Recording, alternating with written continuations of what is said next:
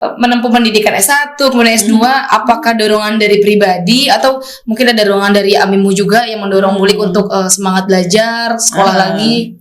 Sebuah perjanjian. Ibu Sobihah mana pidatonya? Wah, ternyata pakainya pegon gitu kan. Sobihah, coba terangkan secara nahwu, secara soruf. Kenapa saya PKB? Karena dulu ada. Kemudian kalau memang tidak ada ya itu agak sekali kayak mulang ya Duk, mulai mulang bener tuh. Mulai itu cikal bakal dari Az-Zahra itu. Di antara semua itu adalah Gustofa. Kalau di Kempek itu Ladenono Ki Akil. Jadi saya Birrul Walidain itu hikmahnya adalah sekarang. Saya lihat Bu Nyai Akil itu, Masya Allah, jam 1 tuh sudah bangun. Saya nggak bisa.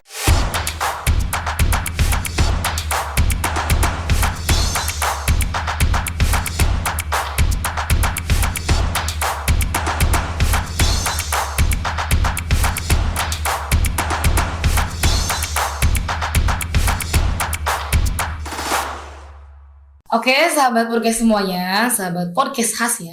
Tadi kita sudah mengulik banyak yang ternyata kita nggak tahu mengenai Bulik Sobihah ini, dari mulai kisah perjodohan beliau dengan Kiai Mustafa Akil, kemudian bagaimana beliau menempuh pendidikan dari mulai ngaji, lalu bagaimana cara dan pola pendidikan abah beliau, juga ibu beliau dan kakak-kakak beliau kepada beliau, sehingga hari ini kita mengenal sosok beliau dengan luar biasa. Kalau saya boleh menilai Bulik ya, kalau Bulik Sobihah itu sangat-sangat halus, itu yang pertama. Dan yang kedua, selalu mudah untuk bersedekah. Setiap kalau ke rumahnya Bulik Sobihah pasti semua segala macam makanan dikeluarkan dan nggak pernah pulang tanpa tangan kosong.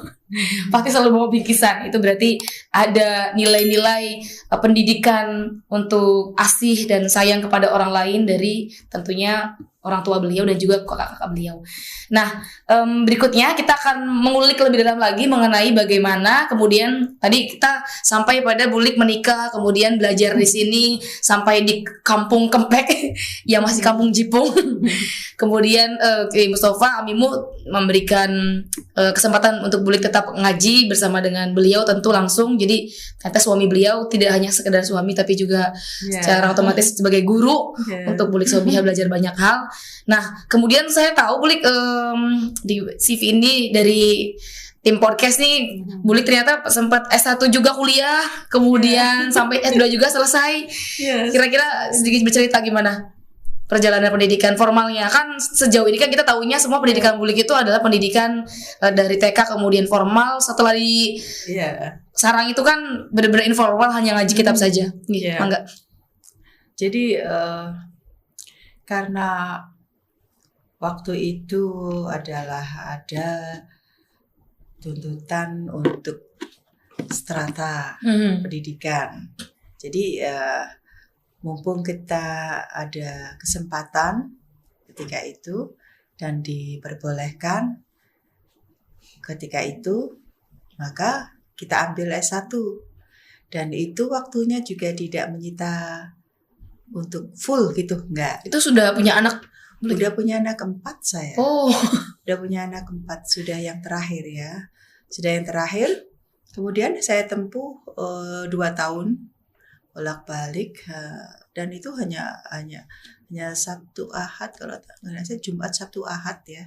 Kemudian S2 juga begitu, Jumat Sabtu Ahad, sehingga tidak full kita sekolah.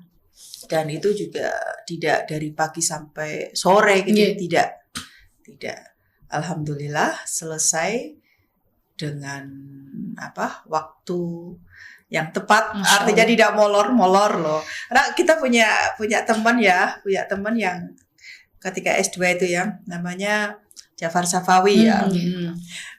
Bagus sekali saya berteman itu. Dan saya berteman itu memang sudah sebenar-benarnya pertemanan, karena satu sama lain saling mensupport. Dan ketika mengerjakan misalkan makalah, itu kita ada perjanjian. Kamu ini, Neng Biah, kami ini, Neng Biah yang ini ya. Tapi nanti kita nggak pernah kita satu kelompok gitu, enggak. Kita harus beda kelompok karena kita harus bisa mengkanter satu sama lain. Jadi kita mulai dari masuk ke S2 itu waktu itu sama dengan Kini Am juga, tapi Kini Amnya nggak bareng dengan kita kebetulannya. Jurusannya juga beda. Kemudian pertama kali awal masuk kan ada apa itu dari rektor kayak apa ya, semuanya dipertanyakan kepada kita ketika itu. Mini Am ketika itu hanya 1 menit terus sudah. Tapi saya sama Sapawi dari awalnya kan itu kita sampai 1 jam lebih dikerjain sama Pak Jamaluddin ketika itu. Dan itu sangat membekas. Oh, berarti kita ini dua ini sama, ayo. Sehingga ketika kita satu jurusan PAI, maka kita harus punya kelompok-kelompok yang dimana nanti kita akan bisa mengkanter pertanyaan dari kelompoknya Sapawi, kemudian dari kelompoknya saya, tetapi dengan sebuah perjanjian dulu. Teman-teman ya, sahabat itu penting. Sahabat dalam belajar itu penting. Karena ketika dia sudah selesai, kemudian ketika itu saya belum selesai, ditanyakan juga udah halaman berapa, udah ini berapa, terus kayak gitu. Ayo, yang lagi ngerjain skripsi, tesis, cari teman. Saya demikian dengan saya Pak Jafar Sapawi ketika itu. Nah, kira-kira Bulik itu waktu itu menempuh pendidikan S1, kemudian S2, apakah dorongan dari pribadi atau mungkin ada dorongan dari Amimu juga yang mendorong Bulik untuk semangat belajar, sekolah lagi? Gini ya. Kira-kira apa latar belakangnya? Latar belakang saya, karena saya itu dari background pondok pesantren, minded ya. Kemudian saya ketika itu dari tahun 2000, 198 atau sekitar segitu, saya itu menjadi ketua Fatayat. Oh, Bulik Sobiha menjadi ketua Fatayat ternyata. Ya, kemudian menjadi ketua PPKB Sekaresidenan Cirebon. Ketika itu saya harus babat alas. Dan ketika itu saya kan ditanyain sama, saya masih ingat itu, Ibu Husnul Khotimah Gedongan. Ibu Sobiha mana pidatonya? Gitu kan. Saya sudah bikin naskah pidato. Kebetulan saya sendiri yang bikin naskah pidato. Lah, saya tulis dengan tulisan pegon. Wah, ketawa semua dong teman-teman saya ketika itu. Wah, ternyata pakainya pegon gitu kan. Nah, dari situ saya pengen sekolah. Saya harus sekolah. Saya harus terbiasa nulis tulisan Latin gitu. Karena terbiasa di pondok nulisnya pegon. Jadi saya harus teks pidato tulisannya pegon. Tapi itu nyenti kalau hari ini Bulik Sobiha. Ya, saya tuh tergerak dari situ. Saya pengen sekolah. Dan ada juga ketika menjadi ketua Fatayat, pendidikannya apa gitu kan. Kan dulu pesantren belum setara dengan kesarjanaan. Jadi masih dipertanyakan pendidikannya apa. Maka saya juga berarti harus hanya untuk mendapatkan strata pendidikan sarjana saya. Semangat belajarnya. Tapi sebenarnya dalam perkuliahan adalah pelajaran dari pondok pesantren itulah yang menolong kita. Ternyata saya ketika ada Ana Suhada Staisa, dosen saya itu adalah abah beliau Pak Bisri. Pak Bisri galak ya dia gini. Sobiha, coba terangkan secara nahwu, secara soruf, jalan, suruh ke depan, menerangkan. Ya sudah, kalau gitu, kalau saya ini di asisten dia. Wah, jadi asisten dosen. Pak Bisri gitu orangnya galak. Coba terangkan secara ini. Lugatan, ya. Saya jelas maestronya lah. Saya ikuti apa yang disuruh oleh Pak Bisri. Saya alhamdulillah punya dosen yang kayak gitu tuh membuat semangat Karena menantang. menantang ya. Berarti saya disuruh membuka wacana saya ketika saya mondok dulu bagaimana. Saya harus bisa ngomong di antara teman-teman saya bahwa ini pelajaran bahasa Arab yang diinikan oleh Pak Bisri itu bisa kita serap dan kita bisa sinergikan dengan apa yang sudah kita dapat dari pondok pesantren. Mungkin bisa sambil minum dulu, boleh, kebetulan saya batuk tadi. Bagus ya, Bagus gelasnya. Pak Bisri dulu tuh suruh dibikin kelompok-kelompok diskusi. Saya masih ingat Pak Bisri itu cara beliau memberikan apa itu perkuliahan itu dengan metode yang demikian.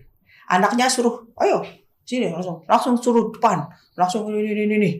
Terus nanti saat ini, ayo bikin kelompok, kayak gitu. Orangnya ini energik ya, berpikirnya itu cepat, smart.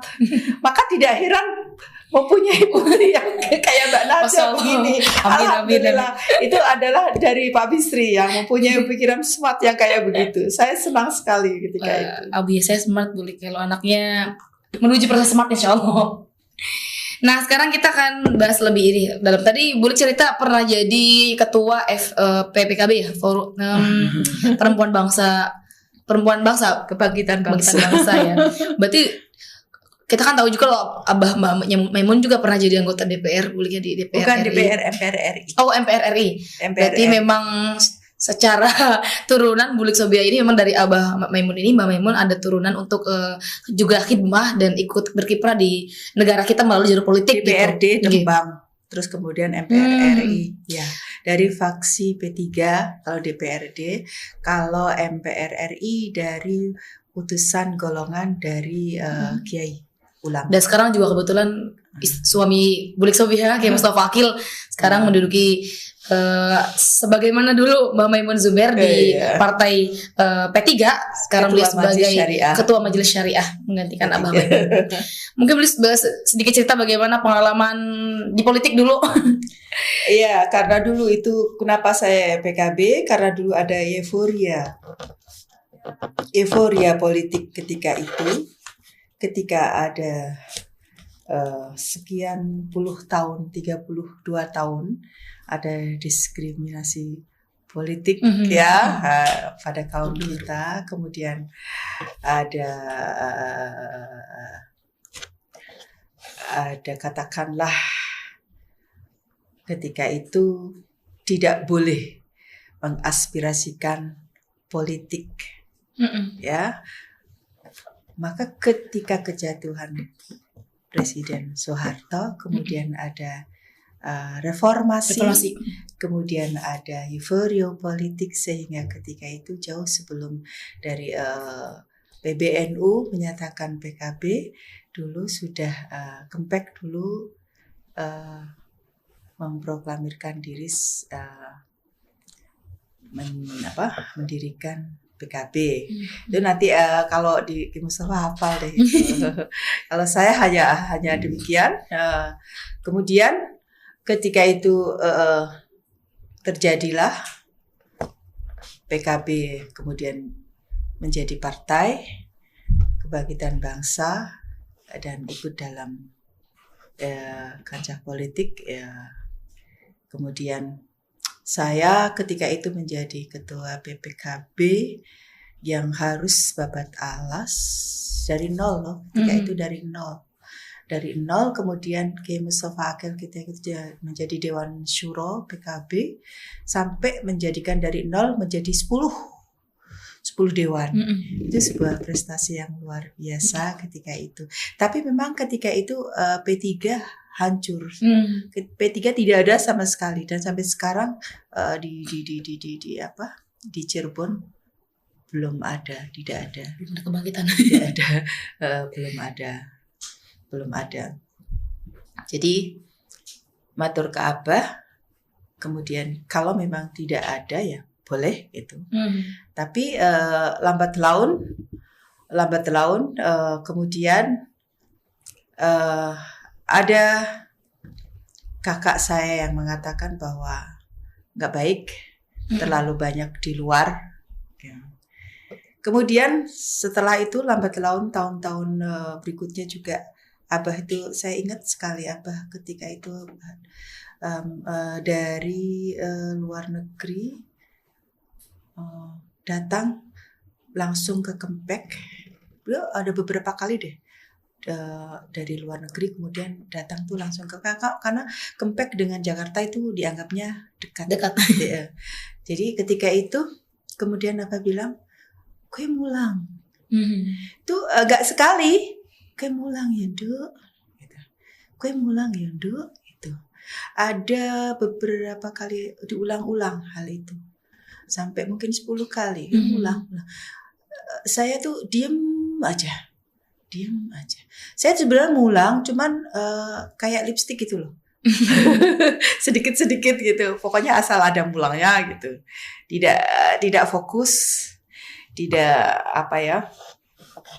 mendedikasikan diri saya penuh ke pendidikan gitu, tidak. Akhirnya dari situlah saya tersentuh dan dari situlah kemudian awal mulanya saya mengajar dengan sepenuh hati. Saya ingat itu. Dari situ saya mengajar dengan sepenuh hati. Waktu itu ada Bunda mau bikin rumah. Jadi saya itu ngaji tuh di rumah ini, di sini. Gak ada yang ini. Gak ada yang cocok. Kemudian di rumah Bu Iin ya ketika itu Miasinya bilang kok mulangnya Bu Biha di sini kan karena memang di sini lagi diburak-burak kan. Akhirnya saya itu ngajar di Bedeng. Bedeng itu rumahnya rumah yang baru dibeli. Orang baru dibeli dibuat bedeng gitu. Saya ngajar di situ. Gak taunya sekarang itu dibuat Azahra itu. Oh, masuk ya itu masih bedeng. Bedeng itu apa ya? Seng-seng gitu loh. Seng-seng gitu. Dari situ saya mulai mulang bener tuh. Mulai itu didawuhi Abah untuk mulang mengamalkan ilmu. Iya, ngajar sampai berkali-kali saya hanya diam aja. Gimana saya mulangnya? Oh, ternyata ada jalan. Ada jalan di situ. Berarti saya mulang pertama kali yang dengan sepenuh hati, artinya saya penuh tanggung jawab gitu. Itu dari situ saya, dan dari situ kemudian cikal bakal dari Az-Zahra itu. Dari Bedeng jadi Az-Zahra. Iya itu. Saya pernah tahu kabarnya Bulik juga dulu pernah mencalonkan diri menjadi anggota DPR. Nah, itu. Mohon maaf kalau itu Bulik luka lama. Tapi kira-kira bisa cerita lah. Nggak apa-apa. Sedikit. Gak apa-apa. Kegagalan itu merupakan pengalaman. Ya, saya ketika S1 ketika itu saya punya sudah menakbat ya. Itu mencalonkan diri sebagai wakil ini, tapi nggak jadi. Itu di DPRD provinsi Jawa Barat. Ya. Ketika itu kan sudah ada sinyal atau sudah memang 1 tahun diperintah oleh ayah saya untuk kembali ke P3. Oh. Ya. Itu antara tahun 2000 mencalonkan diri juga atas instruksi Abah. Iya, nggak apa-apa. Iya, nggak apa-apa itu. Sebagai kalau istilahnya dadar awak. Berarti Mbak Mun cukup ini ya, cukup memberikan ruang untuk perempuan tuh cukup luas. Maksudnya diperbolehkan untuk ngajar, kemudian diperbolehkan untuk ke politik. Diperbolehkan untuk berpolitik, gajah politik, kemudian ngajar, berarti mengembangkan ilmunya untuk orang lain. Itu sangat-sangat demokratis sekali. Ketika dulu pun mau dijodohkan, itu pun saya ada banyak pilihan. Tidak satu Gus Tufa saja. Laris. Enggak, ya, bener Mbak, bener. Setelah dari Malang itu enggak jadi, gitu kan? Saya ada beberapa pilihan. Ada listnya nih. Ada listnya. Mau pilih yang mana? 1, 2, 3, 4, 5, 6 ketika itu ya. Ada, saya masih ingat ya, tapi nggak usah saya ceritakan di sini. Kemudian, bagaimana saya di dalam pondok, saya tidak pernah tahu ini siapa-siapa. Maka saya tanya, saya ada saudara yang di kepengurusan, yang di guru-guru laki-laki itu. Maka saya tanya profil daripada yang di list rekomendasikan oleh Abah ini siapa, gitu kan? Di antara semua itu adalah Gustova. Oh. Artinya saya kan bukan anak yang khusyuk amat gitu. Masih bolehkah saya misalkan suka menyanyi? Masih bolehkah? Oh, dia suka Umi Kulsum nih, gitu. Gitu. Masih. Jadi banyak pertimbangan dan saya tidak sendiri ketika itu. Ada banyak ibu-ibu dan banyak juga bapak-bapak pengurus yang mendukung dari untuk memilih pernikahan kami itu kepada Gustova ketika itu. Ya, Gustova itu juara ini di ini, juara ini di ini, juara ini. Jadi saya tahu jauh sebelum ini saya tahu profil dari Gustova itu kayak apa gitu. Jadi ini sedikit inilah lega jadi nggak saklek. Pilihan itu banyak dari orang tua, kita pilih sesuai dengan kriteria kita, dilihat listnya dulu ya, barangkali nanti adik-adik jomblo-jomblo semua mbak-mbak nih kalau ada calon dari bapak, pilih dulu tuh di list, dilihat dulu calonnya, profilnya, jangan asal iya aja. Tapi lihat tepat boleh ya. Iya, alhamdulillah. Tadi Bulik cerita kan kegagalan mengenai Bulik sempat gagal di anggota DPR, tapi ternyata luar biasa Allah Subhanahu wa taala kemudian menjawab kegagalan itu, doa yang maksudnya tidak terijabah untuk menjadi anggota Dewan. Sekarang kan putra Bulik Sobiha, Gus Sidki sekarang menduduki anggota DPR legislatif di Provinsi Jawa Tengah. Jadi sepertinya Allah punya rencana lain, Bulik ya. Iya. Saya ketika itu setelah saya gagal, bagaimanakah ayah saya mengarem-ngarem saya ketika itu, iki Nduk, kasih uang saya, lu mau negoni Mesir. Suruh jalan-jalan. Suruh jalan-jalan. Enak banget ya. Kita dikasihnya permen, Bu. Saya suruh jalan-jalan. Nanti soan. Saya yang belum kesampaian itu ke Imam Syadili. Abdul Hasan Asyadili itu belum kesampaian. Karena jauh banget katanya. Harus 1 hari 1 malam, ketika itu tidak ada guide yang menuju ke sana atau bagaimana waktu itu, apakah bagaimana, pokoknya belum kesampaian. Jadi masih ada keinginan untuk ke sana. Insya Allah. Nah, berikutnya Bulik ada nggak yang bisa Bulik ceritakan atau Bulik bagi untuk teman-teman santri nih, kira-kira pesan atau kesan Bulik untuk menghadapi kehidupan berikutnya, menghadapi kehidupan hari ini yang sudah semakin kompleks dengan adanya media sosial, juga dengan banyaknya pergaulan yang bebas di sana. Bagaimana kita sebagai perempuan harus bisa tadi geger awak, apa bahasa Bulik tadi, nyeser apa tadi Bulik? Adaptasi, harus bisa ngenger. Saya tadi mau tanya ngenger tuh apa, dari awak bisa ngenger. Ya, kalau kata ibu saya juga, kalau perempuan itu harus bisa jadi pandito ratu ya, yang artinya ya segala ucapan, segala apa yang dilakukan itu adalah merupakan cerminan daripada diri sendiri, di mana kita perempuan bisa menjadi multi talenta ya. Di sini bisa, di sana bisa membawa diri kita. Itu kata ibu saya. Yen kecingkrangan iso gowo nyonggo awake dhewe.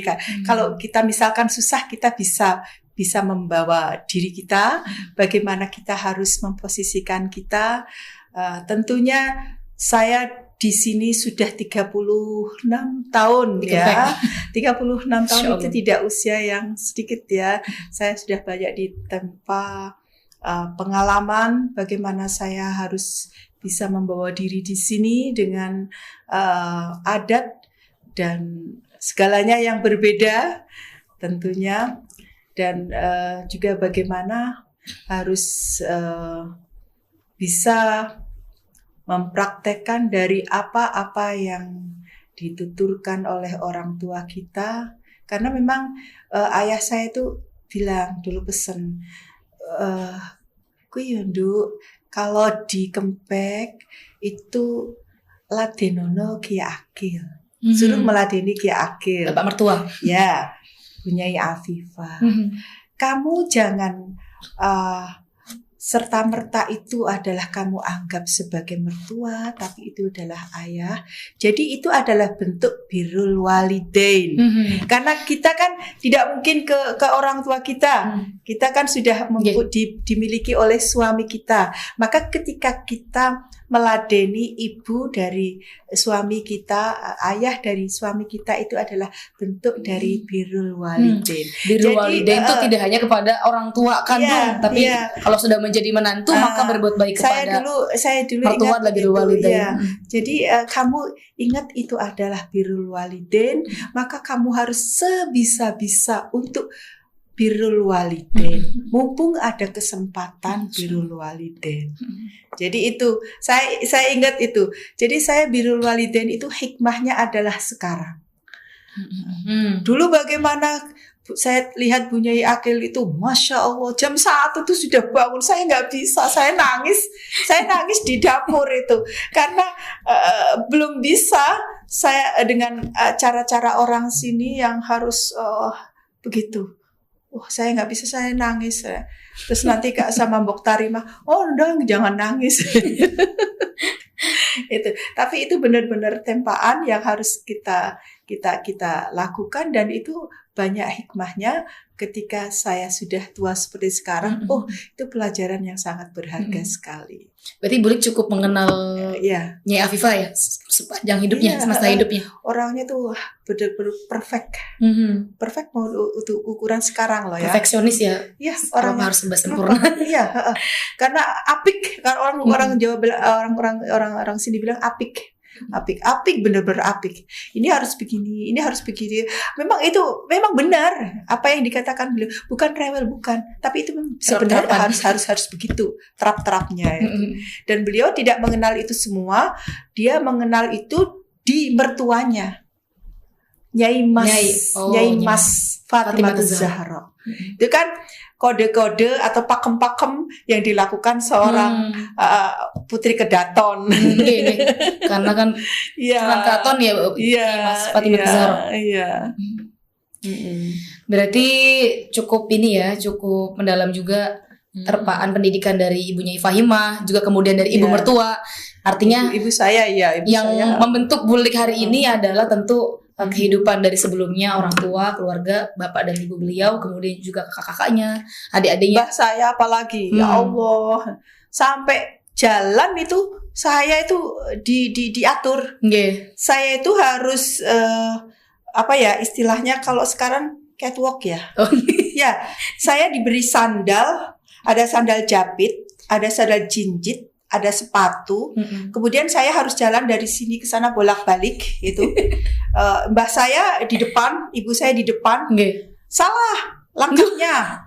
Ini harus begini, harus begini. Oh, sampai diperhatikan sampai jalan. Masya Allah. Jalan itu pun diperhatikan oleh mbah saya. Kayak gitu. Saya harus belajar kayak ini biar nggak terlalu ketakilan kayak.